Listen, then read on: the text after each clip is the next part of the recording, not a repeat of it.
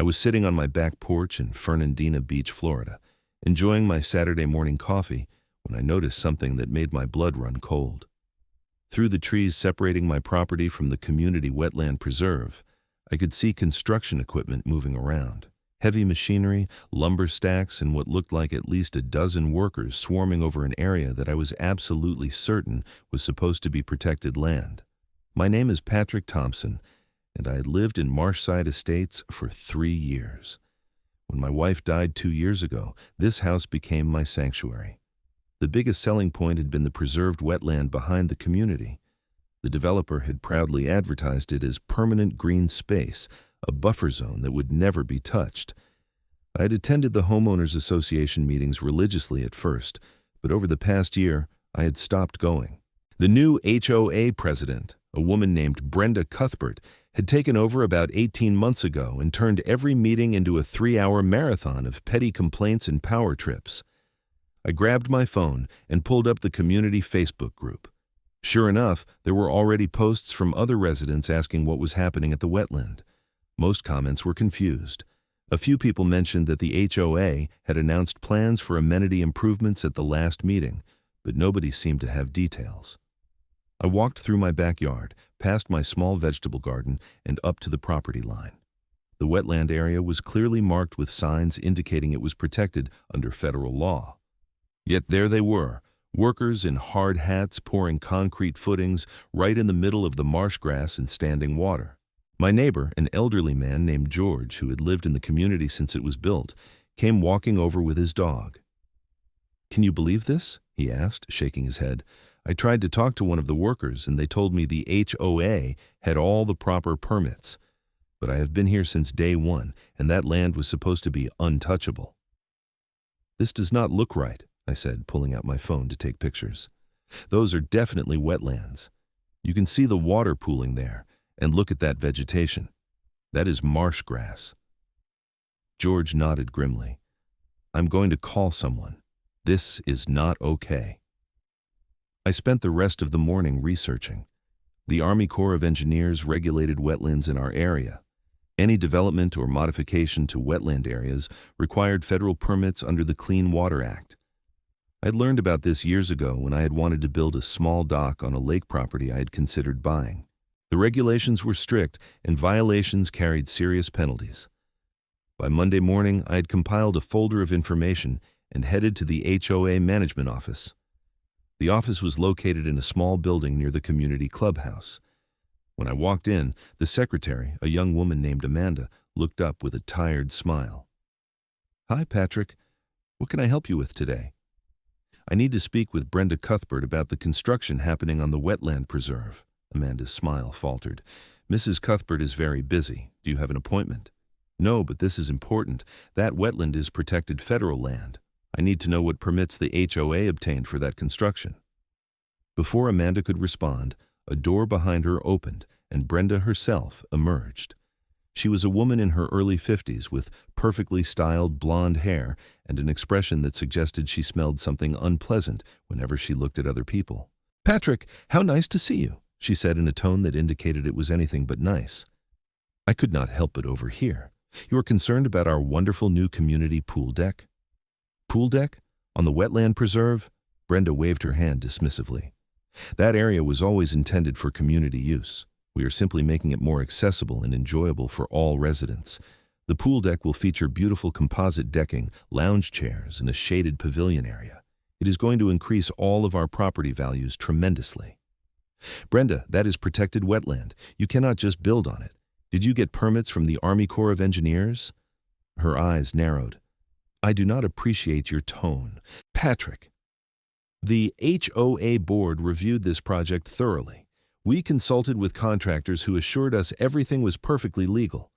We do not need the federal government telling us what we can and cannot do with our own community property." I felt my jaw drop. It is not community property. It is a designated wetland preserve. The developer set it aside specifically to comply with environmental regulations. This is federal law we are talking about. "Are you a lawyer, Patrick?" Brenda asked, crossing her arms. "No, but I know how to read, and I know that wetlands are protected under the Clean Water Act. If you do not have proper permits, you are committing a federal crime." Brenda's face flushed red. "How dare you come into this office and accuse the HOA Board of criminal activity? We are volunteers who work tirelessly to improve this community while people like you sit back and complain. If you have such strong opinions, maybe you should have attended our meetings where we discussed this project." "What meeting?" I looked through all the meeting minutes posted online. There is no mention of building on the wetland. "The minutes are summaries, Patrick. We discussed amenity improvements. The pool deck falls under amenities. Now, if you will excuse me, I have actual work to do." She turned and walked back into her office, slamming the door behind her. Amanda gave me an apologetic look. She has been really stressed lately. I left the office and sat in my car for a moment, trying to decide what to do next. Then, I pulled out my phone and searched for the Army Corps of Engineers Jacksonville District Office. They had jurisdiction over our area. I dialed the number and explained the situation to the person who answered. They took my information and said they would send someone to investigate. Over the next 2 days, construction at the wetland continued at a rapid pace. The concrete footings were complete, and workers had begun erecting the frame for what was indeed an enormous deck structure. It extended at least 50 feet into the wetland area, supported by posts driven deep into the marsh soil. I documented everything with photos and videos. Other residents were starting to ask questions too. George had rallied some of the older homeowners who remembered the original development promises. A woman named Fiona Garcia, who lived on the other side of the wetland, had started a petition to halt construction. On Wednesday morning, I was working from home in my office when I heard the sound of vehicles pulling up near the wetland. I looked out my window and felt a surge of relief. 2 official U.S. Army Corps of Engineers trucks had arrived, along with what looked like a law enforcement vehicle. I grabbed my jacket and headed out. By the time I reached the construction site, a small crowd had gathered. 3 officials in Army Corps uniforms were standing at the edge of the wetland, examining the construction. One of them, a tall man with graying hair, was holding a tablet and taking notes. Another was photographing everything. The construction foreman, a burly man in a yellow hard hat, was arguing with them. "We were told all the permits were in place. The HOA hired us and said everything was approved," one of the Corps officials, whose name tag read J. Morrison shook his head. "Sir, there is no permit on file for any construction at this location. This is a jurisdictional wetland under federal protection. All work must cease immediately. You cannot just shut down my job. I have a contract. I can and I am." Morrison pulled out a document from his folder. "This is an official cease and desist order. All construction activity must stop immediately. The equipment needs to be removed from the wetland area, and nothing else can be installed, modified, or altered until this matter is resolved." The foreman looked like he wanted to argue more, but clearly thought better of it. He pulled out his phone and walked away, presumably to call someone. Brenda came running across the lawn from the direction of the clubhouse, her heels clicking on the pavement. "What is going on here? Who are you people?" Morrison turned to her calmly. "Madam, I am Jason Morrison with the U.S. Army Corps of Engineers. Are you the property owner?" "I am Brenda Cuthbert, president of the Marshside Estates Homeowners Association. This is HOA property, and you have no right to interfere with our construction project." Morrison gestured to the wetland. "This is a protected wetland area under federal jurisdiction. According to our records, no permit application was ever submitted for construction at this location. Federal law requires permits for any activity that involves the discharge of dredged or fill material into waters of the United States, including wetlands. We do not need federal permission to improve our own community," Brenda snapped. Another Corps official, a woman named Kay Patterson, according to her uniform, stepped forward. "Actually, you do. The Clean Water Act, Section 404, specifically requires permits for these activities. The penalties for unpermitted work include fines up to $25,000 per day of violation, plus mandatory restoration of the wetland to its original condition." I watched as the color drained from Brenda's face. "That's ridiculous. Our contractor assured us everything was legal." "Did your contractor obtain the permits?" Morrison asked. "He said the HOA needed to handle permits." "And did the HOA apply for permits from our office?" Brenda's silence was answer enough. Morrison handed her the cease and desist order. All work stops now. You will receive notification about an enforcement conference where we will discuss remediation and potential penalties. I strongly suggest you consult with an attorney who specializes in environmental law. Brenda snatched the paper from his hand, her face red with anger and embarrassment. The crowd of residents watching had grown to at least 30 people. I saw Fiona standing nearby, looking vindicated. "This is harassment," Brenda shouted. "Someone reported us just to cause trouble. This is a witch hunt." Morrison remained calm. "Madam, protecting wetlands is not a witch hunt. It is federal law. These ecosystems provide critical functions including flood control, water filtration, and habitat for wildlife. You have significantly damaged this wetland with your unpermitted construction. That is a serious violation." The law enforcement officer who had arrived with the Corps officials stepped forward.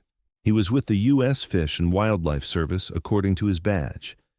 "Mrs. Cuthbert, I am Officer David Chen. In addition to the Clean Water Act violations, we will be investigating potential Endangered Species Act violations.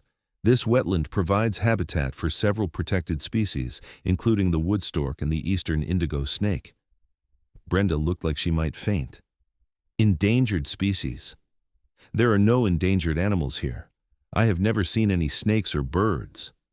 The absence of visible wildlife does not mean they are not present or that the habitat is not critical to their survival, Officer Chen explained.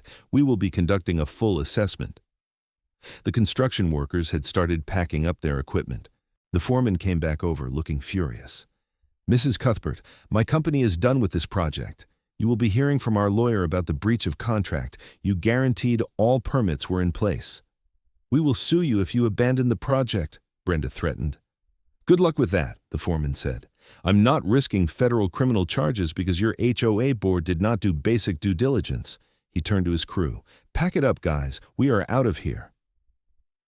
As the construction company loaded their equipment onto trucks, Morrison and Patterson spent another hour documenting the damage to the wetland. I approached Morrison when he seemed to have a free moment. "Excuse me, sir. I am the one who called to report this. Patrick Thompson. I live right over there." I pointed to my house. Morrison shook my hand. "Mr. Thompson, thank you for the report. This could have been much worse if construction had continued. As it is, there is significant damage that will need to be addressed." "What happens now?" "We will complete our assessment and documentation. The HOA will be required to attend an enforcement conference. They will need to submit a restoration plan and will likely face civil penalties.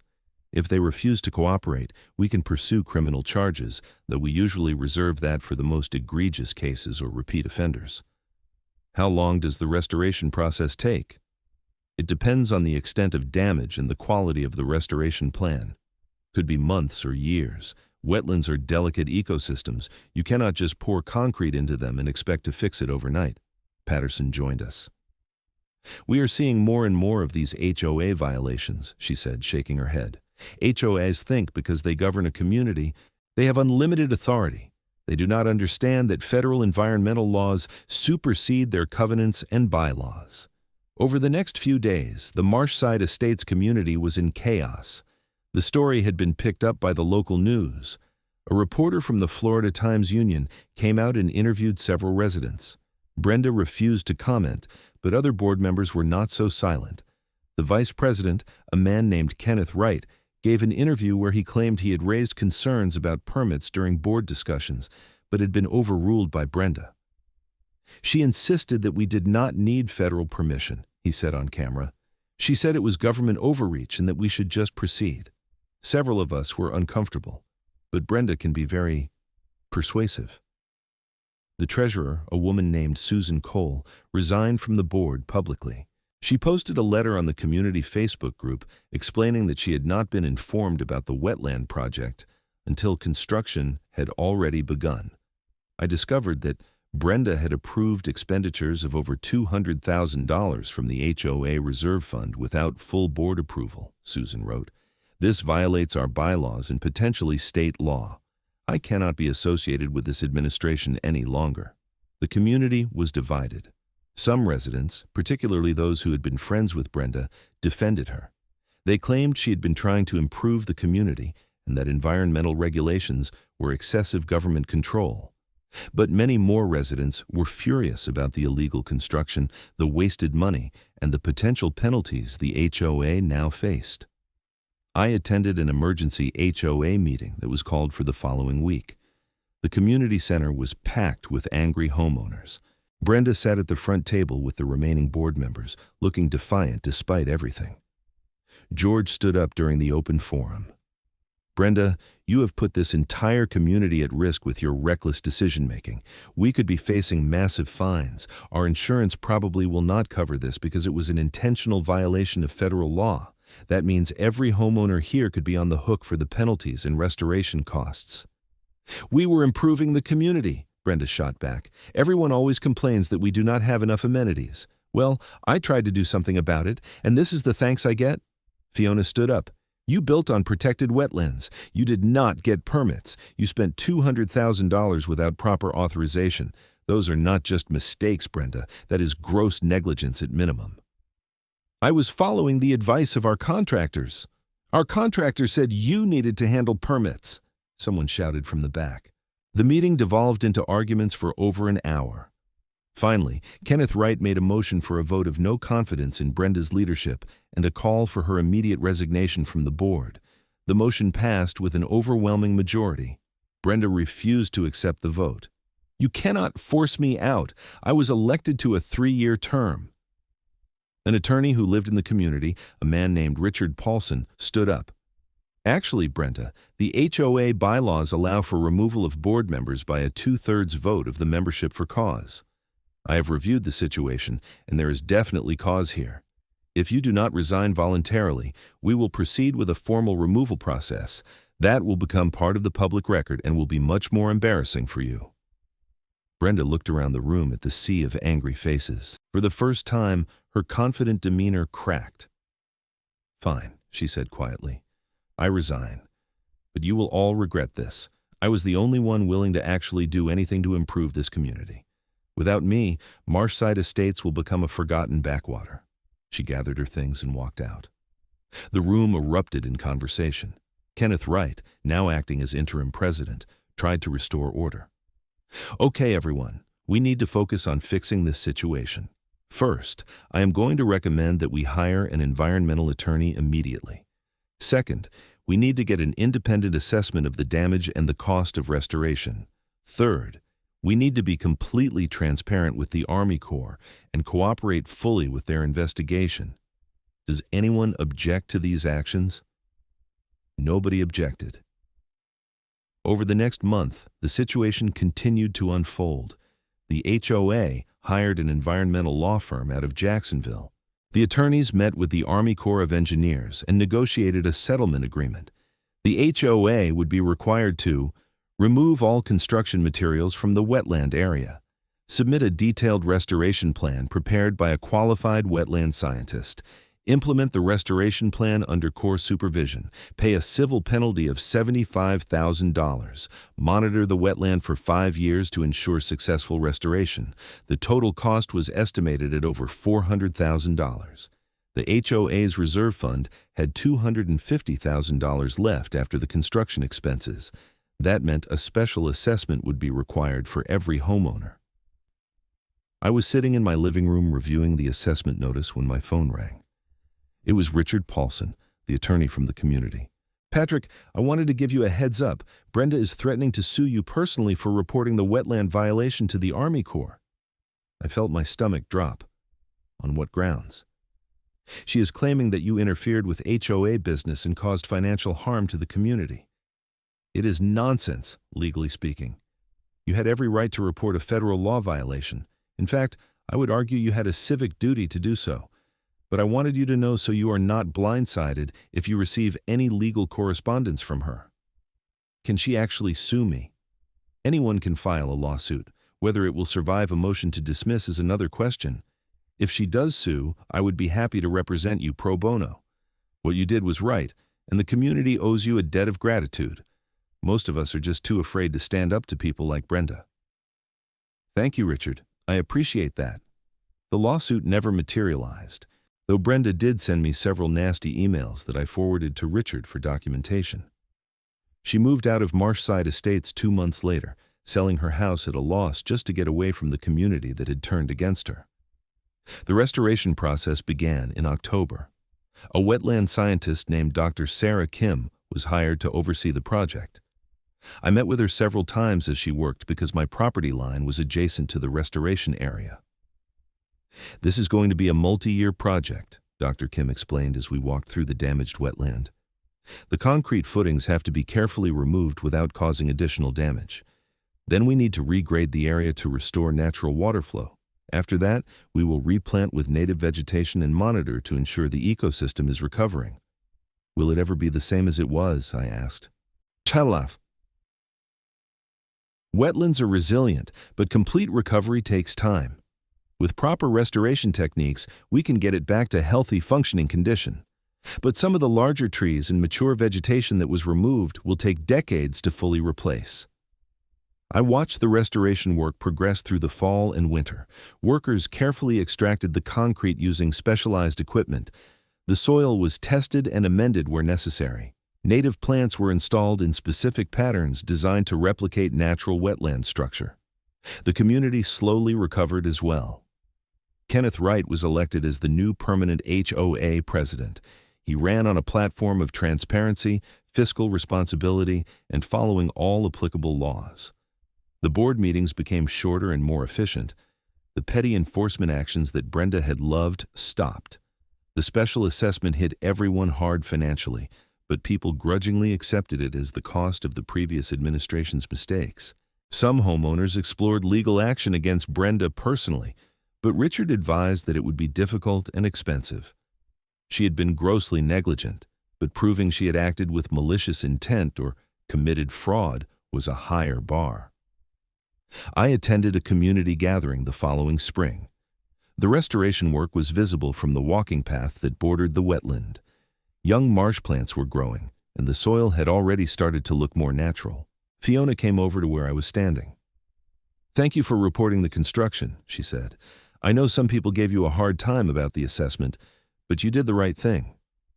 "I just could not sit by and watch them destroy protected habitat," I said. "This wetland is one of the reasons I bought my house here." George joined us, his elderly dog plodding along beside him. "I saw a wood stork yesterday morning, first one I have seen here in over a year. The restoration must be working." The Army Corps continued to monitor the site quarterly. Officer Morrison visited several times and seemed pleased with the progress. "This is one of the better restoration outcomes I have seen for an unauthorized impact case," he told Kenneth during one visit. "The HOA is taking this seriously, which makes all the difference." About a year after the initial cease and desist order, I received a call from the Florida Department of Environmental Protection. An investigator named James Rodriguez wanted to interview me about Brenda Cuthbert. "We are looking into whether criminal charges should be filed," Rodriguez explained when we met at a coffee shop in Fernandina Beach. "The Army Corps referred the case to us for potential state-level prosecution. We are trying to determine if Ms. Cuthbert knowingly violated environmental laws or if this was simply negligence." I told him everything I knew. The conversation at the HOA office where Brenda had dismissed my concerns about permits, the statements from other board members about being overruled, the timeline of events. "Do you think she knew what she was doing was illegal?" Rodriguez asked. I thought about it carefully. "I think she knew permits were normally required for construction projects, but I also think she convinced herself that rules did not apply to her. She had this attitude that the HOA was its own authority, and that federal regulations were just government overreach to be ignored." Rodriguez nodded and made notes. "That tracks with what others have told us. The challenge with criminal prosecution is proving criminal intent. Ignorance is not generally a defense, but prosecutors need to show that someone knowingly violated the law, not just that they were arrogant or stupid." "What happens if she is charged?" "Violation of state wetland protection laws is a third-degree felony. Could mean prison time, though for a first offense with no prior criminal record, she would more likely face probation, fines, and community service." I did not hear anything more about the investigation for several months. Then, in early fall, Kenneth called an emergency board meeting. He looked serious as he addressed the small group of residents who attended. I wanted to inform everyone that Brenda Cuthbert has been charged with 2 counts of violating Florida's Wetland Protection Statute and 1 count of illegally discharging fill material into state waters. The state attorney's office filed the charges yesterday. There were gasps around the room. Despite everything that had happened, many people had not expected actual criminal charges. "What does this mean for the HOA?" someone asked. "Nothing directly," Kenneth explained. "She is being charged as an individual, not as a representative of the HOA. The state views her actions as criminal because she had been explicitly warned that permits were required and proceeded anyway. The fact that she spent HOA money to commit the violations is being treated as an aggravating factor." The case made local news again.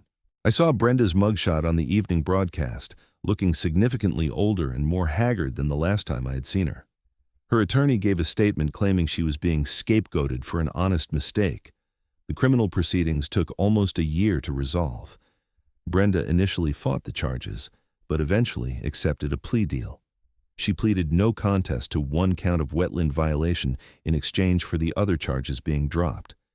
She was sentenced to 2 years of probation, 200 hours of community service with an environmental organization, and ordered to pay $20,000 in restitution to the state's Environmental Protection Fund.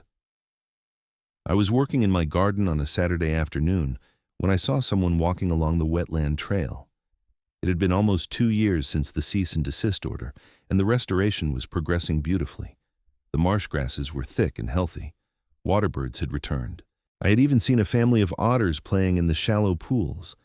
The walker was Dr. Kim, the wetland scientist. She waved when she saw me and came over to the fence line. "Patrick, good to see you. I was just doing my quarterly monitoring." "How does it look?" I asked. "Really good, actually. The vegetation establishment is ahead of schedule. The hydrology is stabilized. We are seeing good diversity in plant species and wildlife use. I'm going to recommend to the Corps that we can reduce monitoring to annual visits." "That is great news," Dr. Kim smiled. "You know, in my line of work, I usually only get called in after someone has destroyed something. It is nice to see a restoration that is actually successful. The HOA here deserves credit for taking this seriously once they had new leadership."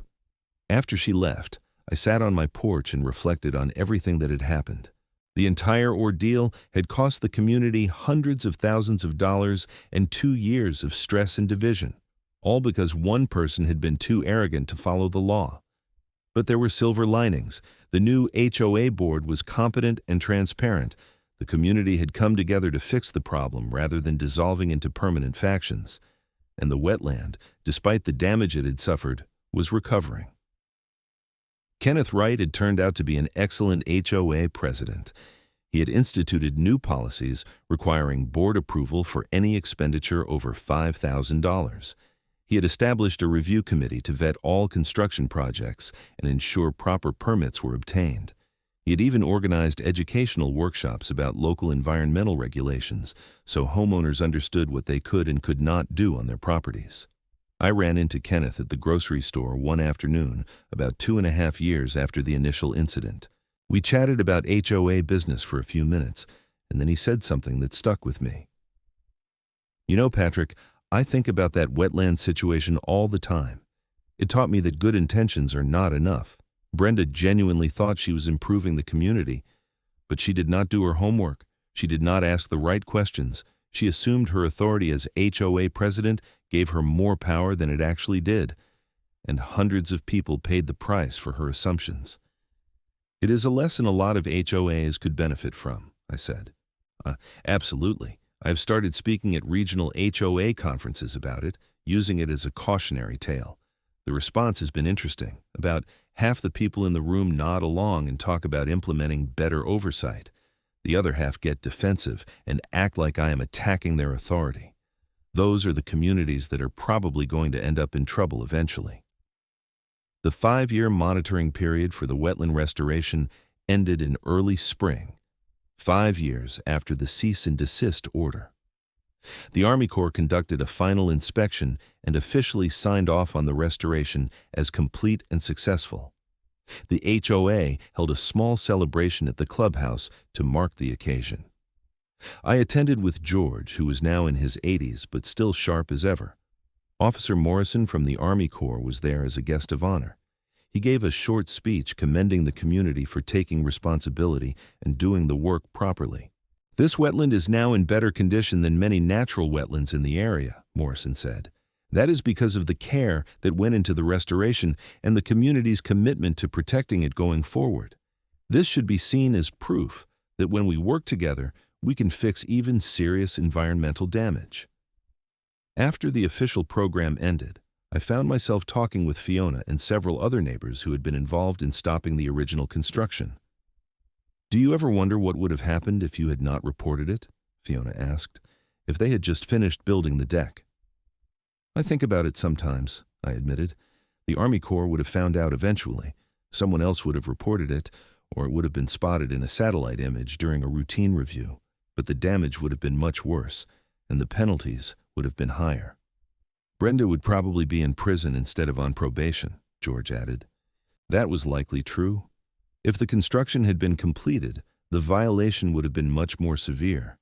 The Corps might have pushed for criminal charges at the federal level, which carried stiffer penalties than the state charges Brenda had faced. I walked home that evening along the wetland trail, watching the sun set over the marsh. The water reflected orange and pink from the sky. A great blue heron stood motionless in the shallow water, hunting for fish. Frogs called from the reeds. This was what I had moved here for. This was what I had wanted to protect when I made that call to the Army Corps. Not just for myself, but for everyone in the community and for the wildlife that depended on this habitat. My phone buzzed with a text from Kenneth. It was a photo of a wood stork nesting in the wetland with chicks. The message read, "Restoration success. These guys are back and raising families." I smiled and sent back a thumbs-up emoji. Then I sat down on a bench along the trail and just watched the wetland come alive in the evening. Somewhere in the distance I could hear children playing and neighbors talking. The community had survived its crisis and was stronger for it. The story could have ended very differently. If residents had been too intimidated to speak up, if the new board had not taken the restoration seriously, if Brenda had been allowed to continue unchecked with other projects. But people had stood up when it mattered. The system, for all its flaws, had worked. I thought about Brenda sometimes. According to the local gossip network, she had moved to a condo in Jacksonville after selling her house in Marshside. She had completed her community service and probation without incident. I did not hate her, though I had been angry at the time. She was a cautionary tale about what happens when HOA board members forget that they are not actually sovereign rulers, but rather volunteers with limited authority and serious responsibilities. The special assessment had been paid off the previous year. Property values in Marshside estates had recovered and were actually higher than before the wetland incident.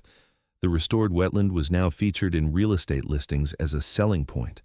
What had been a disaster had somehow transformed into a community asset. George walked by with his dog, moving slower than he used to, but still making his daily rounds. He saw me on the bench and came over. "You know what I appreciate most about all this?" he said, gesturing to the wetland. "We proved that regular people can stand up to make things right. We did not need lawyers or politicians or activists, just neighbors who cared enough to speak up and follow through." "It helped that we had the law on our side," I pointed out.